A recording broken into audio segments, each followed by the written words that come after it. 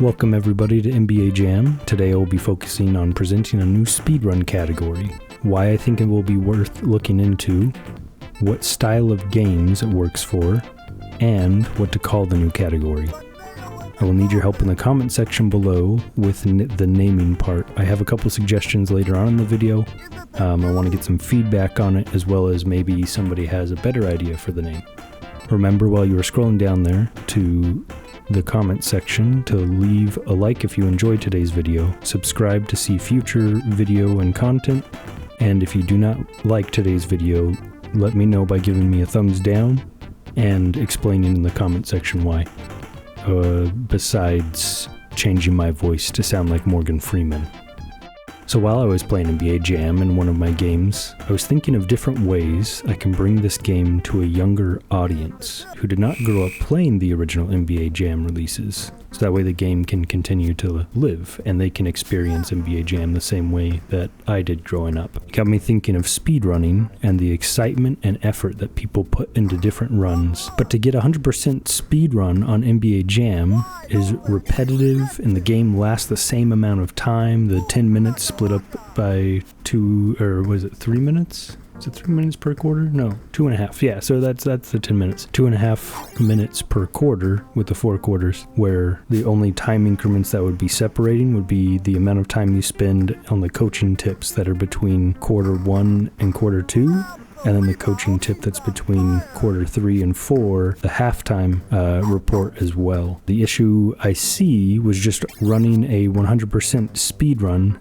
It's not really skill-based.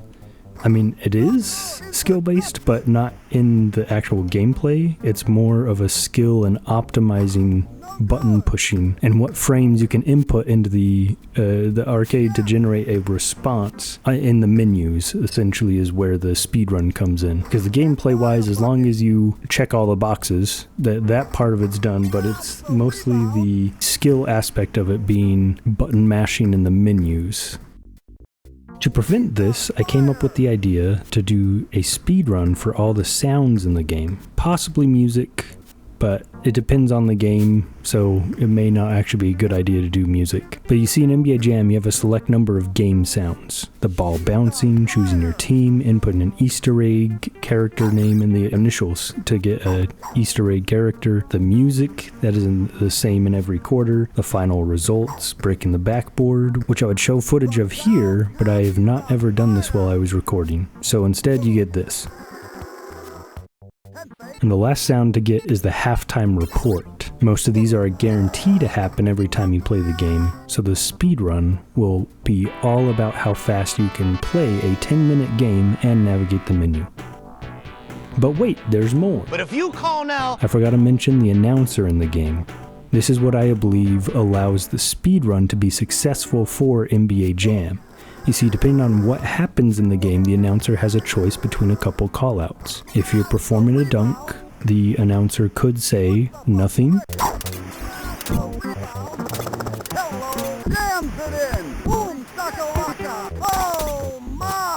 I don't really know what to call that, but I would say it's a Tarzan, I don't know, like a gorilla call out. Anyways, so he can do those, and then if you shoot the ball, he has different call outs for that as well. So, such as at the buzzer for 2 from downtown. No good. Puts up a brick with a nail in the coffin. Ugly shot. Wide open. If the player has already scored twice, then the announcer can say, he's on fire. There are also all of the announcer sounds I do not mention, such as It's a blowout. Rejected. Stolen. The turnover. And more sounds I did not mention as well. The speedrun category is mostly a random chance combined with skill in order to optimize the playing experience. This potentially would allow data scrapers, developers, and players to interact with one another in a positive way. Data scrapers for the no longer in development games, or feedback from developers, so they will break down the code to figure out the conditional statements to make sounds play and the statistics of odds to get a perfect run, both indie game developers and studio game developers to interact with their supporters to provide information that would help them in creating these categories, which opens up more communication, which in turn may allow developers to gain more ideas and possibly create game styles that is focused towards these sound bounty hunters. I actually like the sound of that. The last category I see being a positive impact is simply the players. This will allow more community discussions amongst forums, videos, and MySpace favorite music albums to generate friendships with a common enjoyment of whatever game they want to play. The main barrier to entry I discovered when thinking about this idea is the fact that the speedrun would not work with every game. There is a difference between arcade games, where the environment happens in real time, versus simulated games where the environment reacts to your actions. I'm sure I'm not describing that well. Please ask your parents' permission before Googling what the difference between the two are. Essentially, 100%ing the speedrun of Kingdom Hearts 1, where there are cutscenes that take place in fixed points in a linear progression, would be comparable to just completing the game as if you were doing a different speedrun percentage, like just completing the game as in any percent. Although, now that I think about it, Kingdom Hearts 1 does have the Coliseum, where that is the only place certain audio cues can be triggered, so this category would actually work there. So that's a bad example. Command & Conquer Red Alert has cutscenes that trigger only when you reach certain campaign levels, and depending on which side you're playing as in the campaign. And 100% speedrunning Red Alert would also be doing the same amount of work, or a tiny bit extra before or after beating the game. My point is the speedrun would not stand out enough on certain games compared to others. I will be doing my own speedrun attempts on NBA Jam in this category after I defeat all 27 teams, which brings me to the part where I'm requesting feedback. What should this speedrun category be called? So far, I have come up with, let me make sure I pronounce this right, Beethovinem. Nope, that's not it. Beethovinem. There we go. Beethovinem. And then I had ChatGPT come up with a couple suggestions for me, and this is what it came up with. Sound Sprint, Tune Trot, Chime Chase. I kind of like that one, Chime Chase. It's just easy to roll off the tongue. And that's in English, I don't know about other languages. Let me know what we should call this category and what your thoughts are with this new category. I don't know exactly what date it is yet because I haven't completed all 27 teams at the recording of this video of when I'm going to be uploading a final look at all my research that I do for the NBA Jam percentage run. Anyways, I will see you guys on Thursday when I am back in Subnautica, where I am going to leave the safe shallows. Oh, ooh, nice. That was good.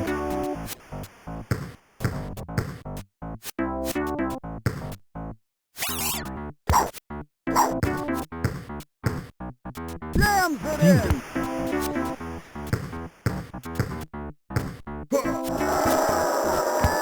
Oh my! What? Oh, I thought that was my teammate. I was like, why did he block me?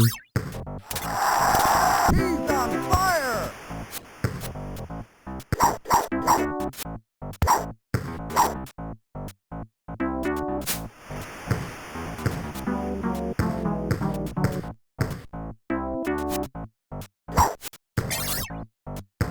What the heck just happened?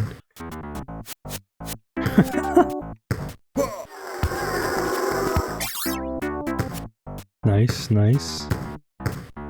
You like this? Oh! No! That was... Oh my gosh. Oh, bad jump time. Intercepted! Man, I really gotta stop trying to go for these dunks.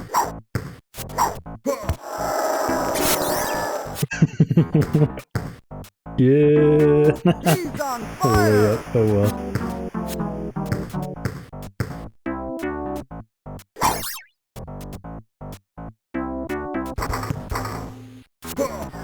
Oh, I'm trying to shove him.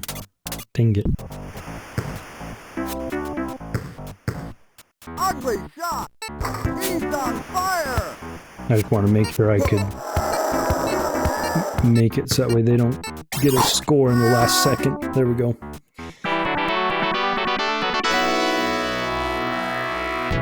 I enjoyed that mode.